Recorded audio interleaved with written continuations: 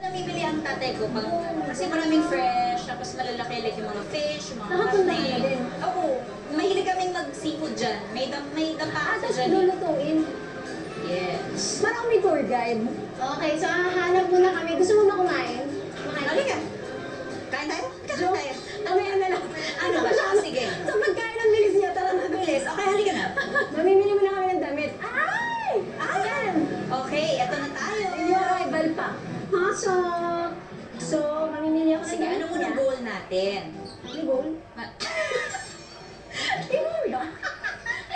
So, kung hati tayo sa 1,000, So, 500. 500. Tapos, kailangan makabuo kami ng isang outfit. Isa style ko siya, isa style niya ako. Dapat meron tayong motive. Ito style mo ako pag kunwari gusto kong mag-cafe date, ganyan. Siyempre, iba-ibang Oh, sige. outfit. Pang date. Kasi Ikaw? nakakamaling tayo. Okay, I love it. Mas maganda. Hindi ko sure yung style ni Ivan. So, ayaw niya nito. Hindi rin ako sure. Okay na ako. So, harap na lang tayo nag-shoes para hindi siya nakapaasa din. Tingnan niyo, mas may Nike. Parang dami niyang dala here. Cover kaya siya kung hindi ng budget namin. Kung makikita ko din yung sapatos. Magpaan na lang kaya siya. Ay, cute ito. Pero parang mas ako magsusuot, hindi. O, diba? Very before text na yung nabubuo kong outfit.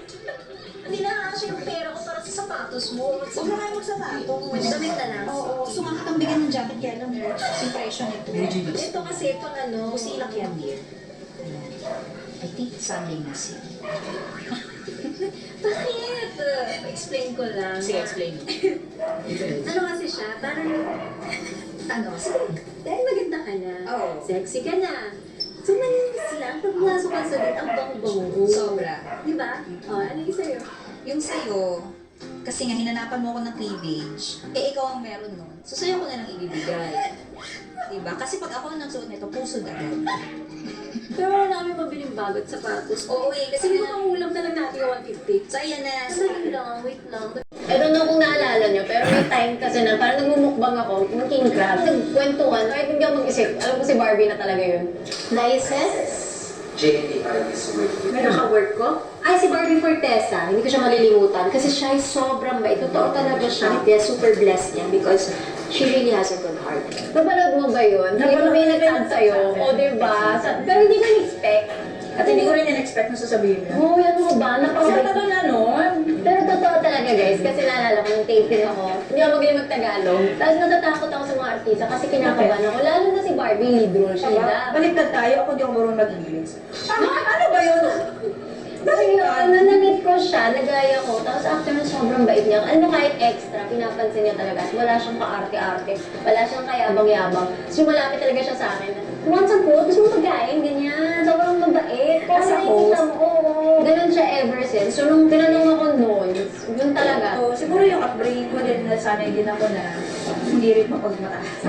Kasi hindi naman ako masyadong mataas. Alam mo yun? Yung Pero kasi ibang tao, pag syempre may narating na, or nagbibida, or sumisikat ang who you. Sino ka? Siya talaga never. Hanggang ngayon, ganyan pa rin siya.